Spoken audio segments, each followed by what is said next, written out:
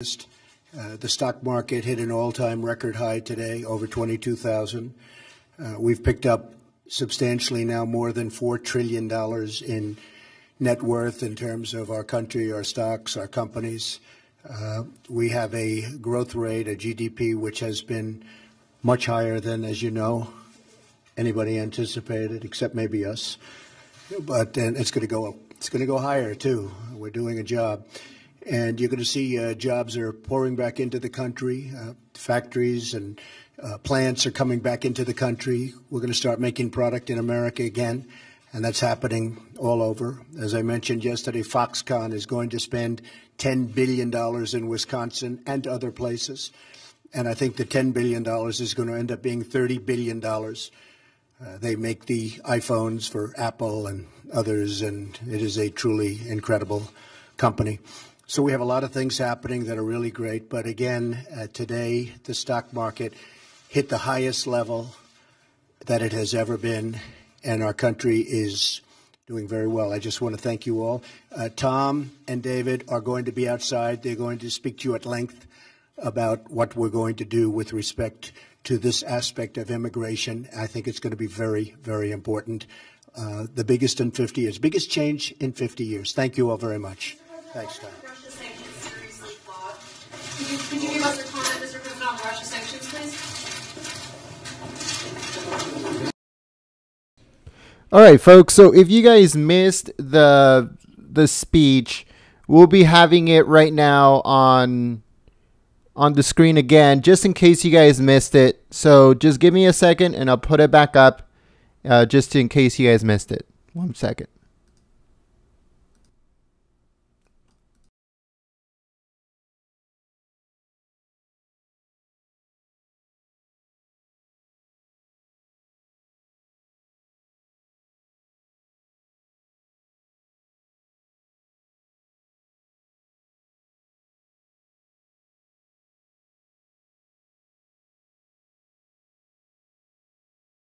Thank you very much. It's great to be here today to unveil legislation that would represent the most significant reform to our immigration system in a half a century. I want to thank Senators Tom Cotton and David Perdue for their tremendous work in putting together this historic and very vital proposal. As a candidate, I campaigned on creating a merit-based immigration system that protects U.S. workers and taxpayers, and that is why we are here today, merit-based. The RAISE Act, R-A-I-S-E, the RAISE Act will reduce poverty, increase wages, and save taxpayers billions and billions of dollars. It will do this by changing the way the United States issues green cards to nationals from other countries. Green cards provide permanent residency, work authorization, and fast track to citizenship. For decades, the United States was operated and has operated a very low-skilled immigration system, issuing record numbers of green cards to low-wage immigrants. This policy has placed substantial pressure on American workers, taxpayers, and community resources. Among those hit the hardest in recent years have been immigrants, and very importantly, minority workers competing for jobs against brand new arrivals. And it has not been fair to our people, to our citizens, to our workers. The RAISE Act ends chain migration and replaces our low-skilled system with a new points-based system for receiving a green card. This competitive application process will favor applicants who can speak English, financially support themselves and their families, and demonstrate skills that will contribute to our economy. The RAISE Act prevents new migrants and new immigrants from collecting welfare and protects U.S. workers from being displaced. And that's a very big thing. They're not going to come in and just immediately go and collect welfare. That doesn't happen under the RAISE Act. They can't do that. Crucially, the green card reforms in the RAISE Act will give American workers a pay raise by reducing unskilled immigration. This legislation will not only restore our competitive edge in the 21st century, but it will restore the sacred bonds of trust between America and its citizens. This legislation demonstrates our compassion for struggling American families who deserve an immigration system that puts their needs first and that puts America first. Finally, the reforms in the RAISE Act will help ensure that newcomers to our wonderful country will be assimilated, will succeed, and will achieve the American dream. I'd like now to invite Senator Cotton and Senator Perdue to say a few words. Thank you. Thank you very much. Thank you, Mr. President. I'm very excited to be here with Senator Perdue and President Trump to be introducing the new version of the RAISE Act. Our legal immigration system should accomplish two main goals. One, it should help American workers get a decent pay raise and have a higher standard of living. And two, it should help promote economic growth, make America more competitive in the world. Our current system simply doesn't do that.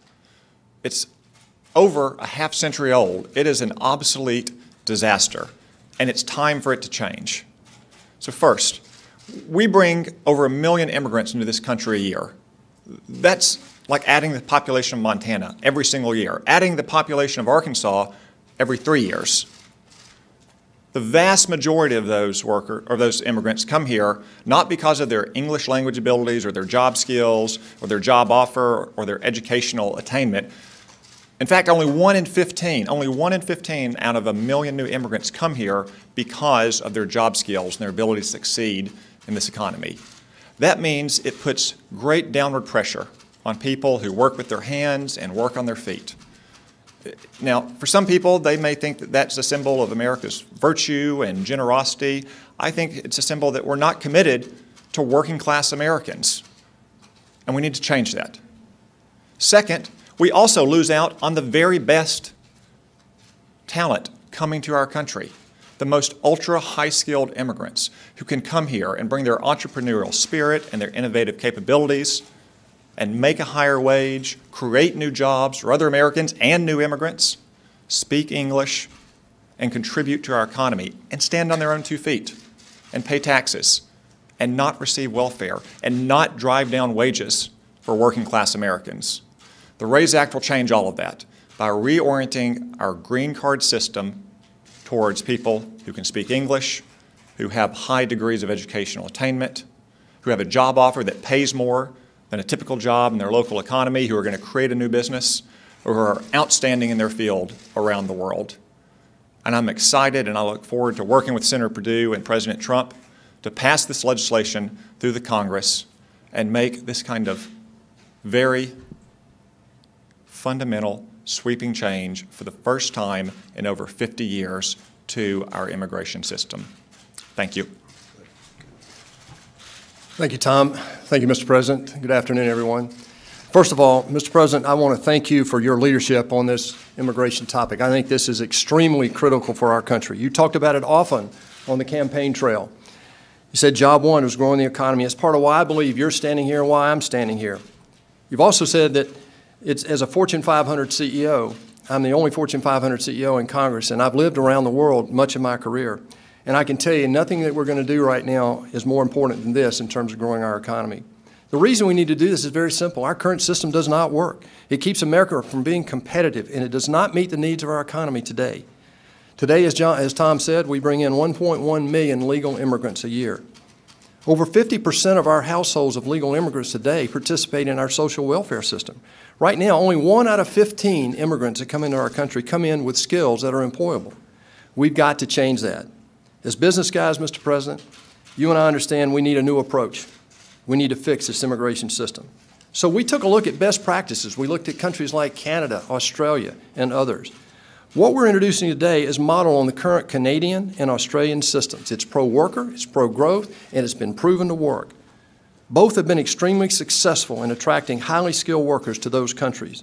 We can all agree the goals of our nation's immigration system should be to protect the interests of working Americans, including immigrants, and to welcome talented individuals who come here legally and want to work and make a better life for themselves. Our current system makes it virtually impossible for them to do that.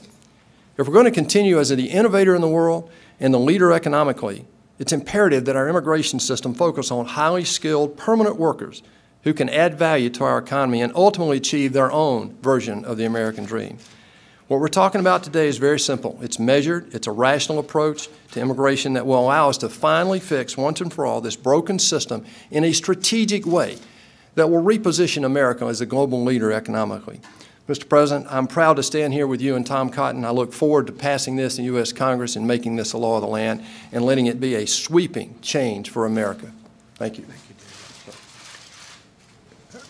I just want to state that, as you probably have noticed, the stock market hit an all-time record high today, over 22,000. We've picked up substantially now more than $4 trillion in net worth in terms of our country, our stocks, our companies. We have a growth rate, a GDP, which has been much higher than, as you know, anybody anticipated, except maybe us. But it's going to go higher too. We're doing a job, and you're going to see jobs are pouring back into the country. Factories and plants are coming back into the country. We're going to start making product in America again, and that's happening all over. As I mentioned yesterday, Foxconn is going to spend $10 billion in Wisconsin and other places, and I think the $10 billion is going to end up being $30 billion. They make the iPhones for Apple and others, and it is a truly incredible company. So we have a lot of things happening that are really great. But again, today, the stock market hit the highest level that it has ever been, and our country is doing very well. I just want to thank you all. Tom and David are going to be outside. They're going to speak to you at length about what we're going to do with respect to this aspect of immigration. I think it's going to be very, very important. The biggest in 50 years, biggest change in 50 years. Thank you all very much. Thanks, Tom. The Russia sanctions seriously flawed. Could you give us a comment, Mr. President, on the Russia sanctions, please? All right, folks, thank you very much for joining us and choosing us as your stream of choice. If you are new to the community, we encourage you that you guys subscribe. Later on today, Sarah Sanders is going to have a press briefing, and I'm pretty sure a lot of questions regarding this is going to come up. So don't miss it. It should be coming up soon, and we'll have it here live for you guys. There's going to be an announcement later on regarding us being able to go to the Trump rally. And we have a GoFundMe going on right now trying to get the funds, but most likely we won't be able to get them by noon today. So I'll be making an announcement to those that donated to us, trying to get us out there to the Trump rally in West Virginia. We have press passes for it, but we were trying to get funds to get out there and cover it live. But as it looks right now, we won't be able to reach our goal. So I will be sending a special announcement to the people who contributed to us. So stay tuned for that. And thank you very much. But we are going to still cover the Trump rally. We are still going to bring you the rally here live at Golden State Times. But we were just trying to make it out there to cover it in the field. So thank you very, very much, everyone, and I'll see you guys next time. Like I said, there's a Sarah Sanders press briefing later on today, and I'll see you guys soon. Peace.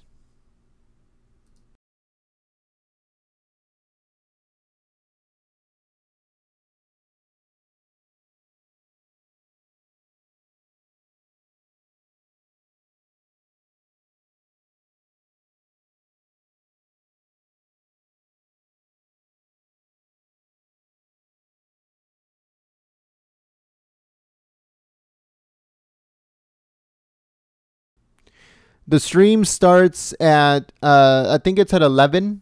I'm 100% sure it's at 11 here. let me make sure so I won't do anything wrong here. All right, so give me 1 second.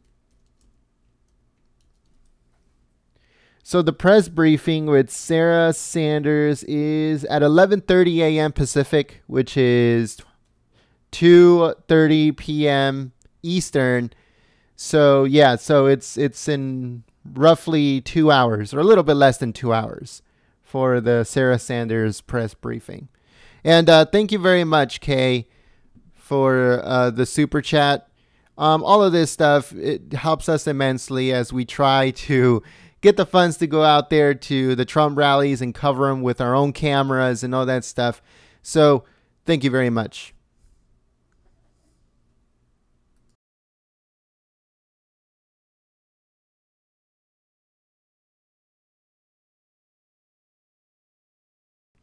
So the press briefing, one more time, is at 11:30 a.m. Pacific Standard Time, 2:30 p.m. Eastern Standard Time.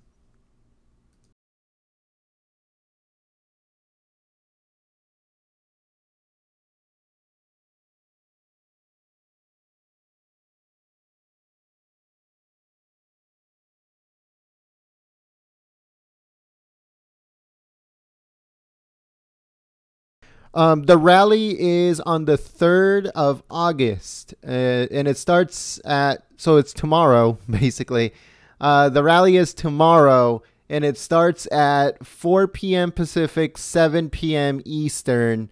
And like I said, we will have it here live no matter what. But, like I said, the rally is tomorrow. It's in West Virginia, and it's at 4 p.m. Pacific, 7 p.m. Eastern. Thank you.